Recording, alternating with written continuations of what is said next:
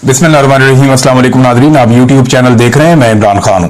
Nadreen, जब भी इमरान खान साहब एक नई तहरीक शुरू करने की बात करते हैं तो कोई ना कोई साजिश शुरू हो जाती है।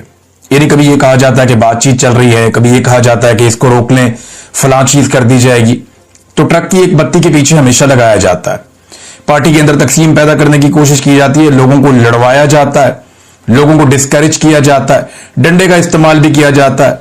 बहुत सारे टैक्टिक्स जो हैं वो इस्तेमाल किए जाते हैं ताकि एहतजाजी तहरीक ना चल सके।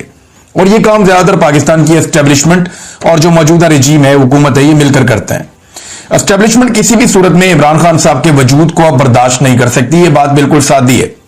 एस्टेब्लिशमेंट को कभी भी किसी सियासतदान ने इतना नुकसान पाकिस्तान में नहीं पहुंचाया जितना इमरान खान साहब ने पहुंचा दिया है।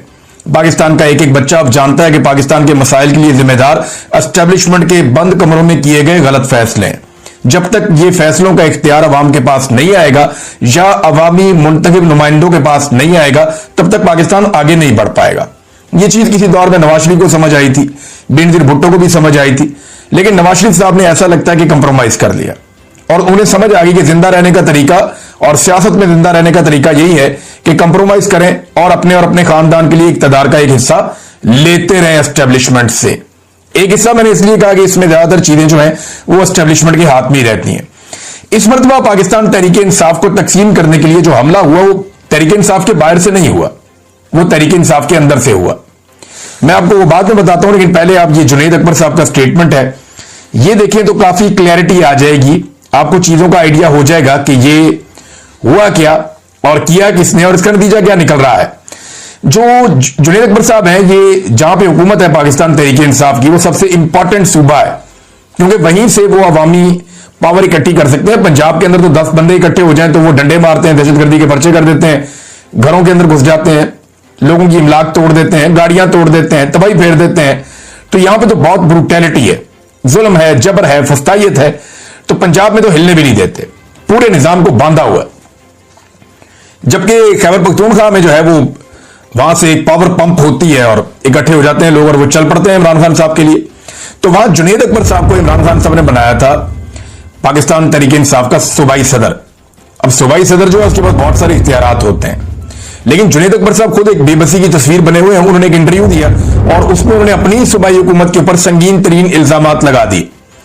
जुनैद अकबर साहब कहते हैं जनाब के जो लोग जलसा करवाते हैं इमरान खान साहब के कहने के मुताबिक और हमारी हदायत के मुताबिक, उन लोगों के लिए खैबर पख्तूनख्वा में जिंदगी तंग कर दी जाती है। उन्होंने आतिफ खान का, शराम तरकई का और असद कैसर वगैरह का नाम भी लिया। उन्होंने कहा जी वो कहते हैं कि हमने जलसा कराया तब से लेकर अब से सूबाई हुकूमत हमारा कोई भी काम नहीं होने दे रही।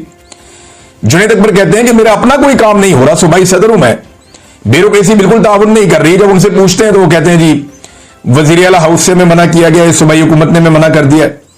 वो कहते हैं जब मैंने जाके पार्टी के जो मौजूदा चेयरमैन है बैरिस्टर गौर, उन्हें शिकायत लगाई तो जनाब पता चलता है कि उनके अपने काम नहीं हो रहे, उनके अपने इलाके में काम रुके हुए हैं और वहां की जो ब्यूरोक्रेसी है वो उनकी भी बात नहीं मानती।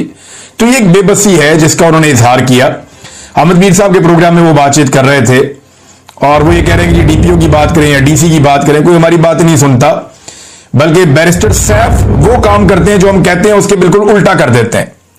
यानी अभी तैमूर झगड़ा साहब कह रहे थे कि मुझे अगर जाना है इमरान खान साहब को मिलने के लिए तो मुझे कोई हॉलीवुड की फिल्म की तरह अपने मुंह के ऊपर बैरिस्टर सैफ का नकाब पहनना पड़ेगा, फिर शायद जाकर मैं इमरान खान साहब से मुलाकात कर सकूं, वरना तो मुलाकात भी नहीं होने देते। अब ऐसा लगता है कि ये जो अभी तकसीम पैदा की गई है पाकिस्तान तहरीक इंसाफ में, ये जानबूझकर पैदा की गई है। तहरीक इंसाफ के बहुत सारे लोग ये कह रहे हैं कि ये तकसीम पैदा नहीं होनी चाहिए थी, चाहे उसका ताल्लुक एक ग्रुप से है, दूसरे से है, तीसरे से है, चौथे से है, वो तमाम ग्रुप यही कह रहे हैं कि ये तकसीम पैदा नहीं होनी चाहिए थी। ये तकसीम पैदा हुई कैसे? देखिए तकसीम के नतीजे में होता यह है कि अवामी रद्द-ए-अमल आता है और इस तकसीम का फायदा यह होता है कि जो तहरीक चलने वाली होती है वो तहरीक चलने से पहले ठप हो जाती है। अभी यही इस मरतबा किया गया। देखें कुछ चीजें ऐसी थी कि हुकूमत गिरने के खतरे के बावजूद खैबर पख्तूनख्वा की हुकूमत बजट पास करने के हवाले से कर सकती थी, यानी हुकूमत भी बचा सकते थे और चीजों को अच्छे तरीके से भी कर सकते थे। मिसाल के तौर पे इमरान खान साहब से मिलने की कोशिश की जा सकती थी, जो कोशिश बिल्कुल नहीं की गई। देखिए अगर बैरिस्टर सैफ जाता है और जाकर इमरान खान साहब से मिल लेता है तो वो तो एक सिर्फ वजीर आला के साथ काम करने वाला आदमी है। अगर बैरिस्टर सैफ जाकर इमरान खान साहब से मिल लेता है तो वजीर आला क्यों नहीं मिल सकता? यह सवाल वजीर आला को अपने आप से पूछना चाहिए कि इस आदमी में ऐसा क्या है कि इसको मिलिट्री एस्टेब्लिशमेंट इमरान खान से मिलवा देती है।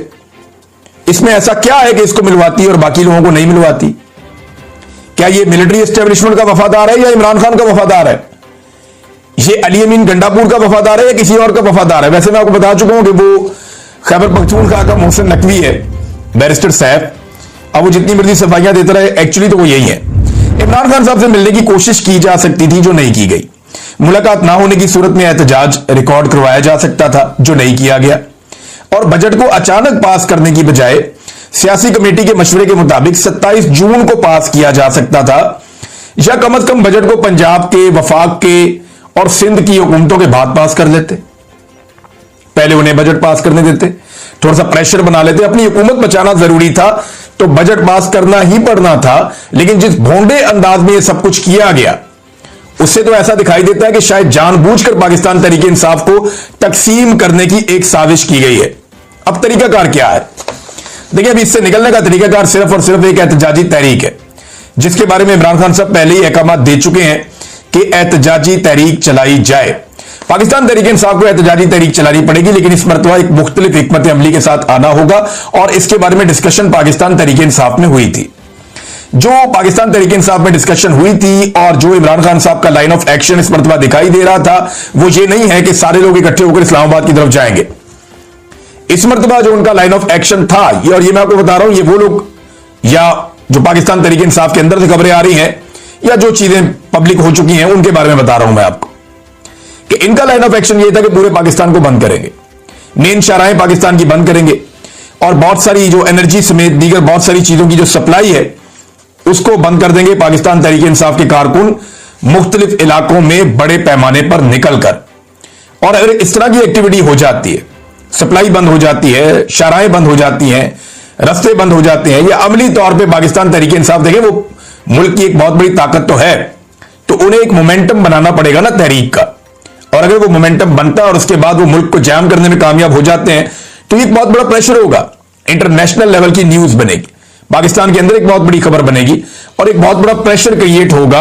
और उस प्रेशर के नतीजे में पाकिस्तान की एस्टेब्लिशमेंट को शायद कोई कड़वा घूंट करना पड़ जाए, जो अभी वो करने के मूड में नहीं है।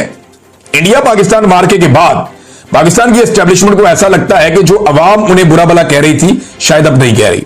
लेकिन ये उनकी गलतफहमी है, ये एक ऑप्टिक्स जरूर क्रिएट हो गए हैं।